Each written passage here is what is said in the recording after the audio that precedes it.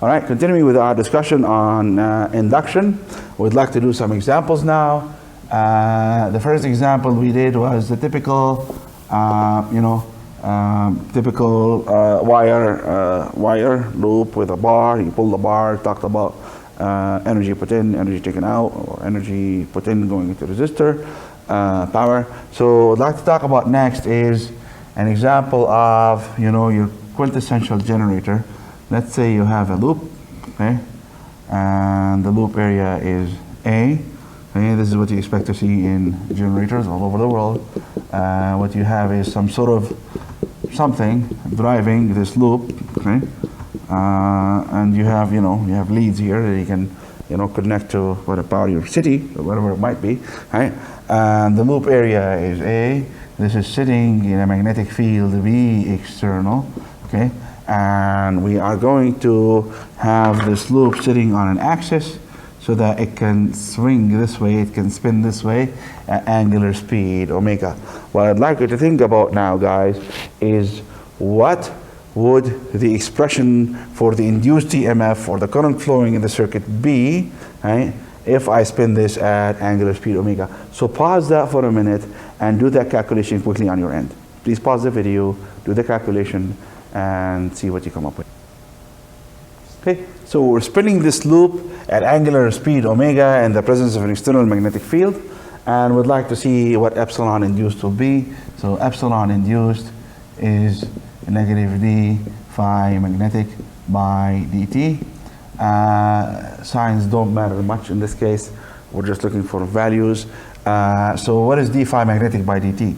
Well, you've got an external magnetic field that is uniform and doesn't change with time. You've got an area that doesn't change with time, but what changes in this case, well, look at d phi magnetic by dt.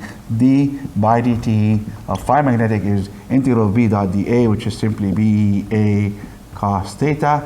Remember, phi magnetic in this case is just b dot a, and this is equal to, so the only thing that is changing with time is theta, and theta is equal to, as this loop spins, theta is equal to omega t, so that's equal to negative d by dt of b a cos omega t, and that gives me, well, d by dt is omega sine minus, so this becomes omega b a sine omega t. We're not being very picky with the signs right now, but epsilon induced looks like this.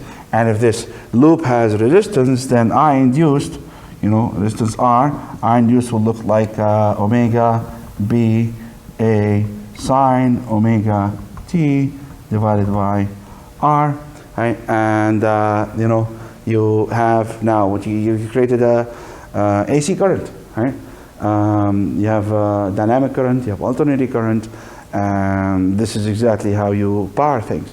You've got a turbine that is spinning either because of steam or smoke from, if you're a dirty turbine, nuclear reactor.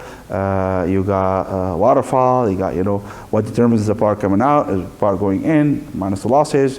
So you have a good idea. Let's say you have a river flowing, and you got so much water going in. The height is whatever before it hits the turbine.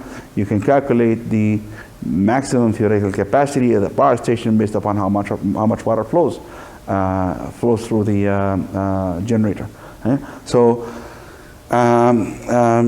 we have now, so what I'd like to think about now, guys, is where is the maximum value for this I induced? Let's say talk about, this is I or epsilon induced.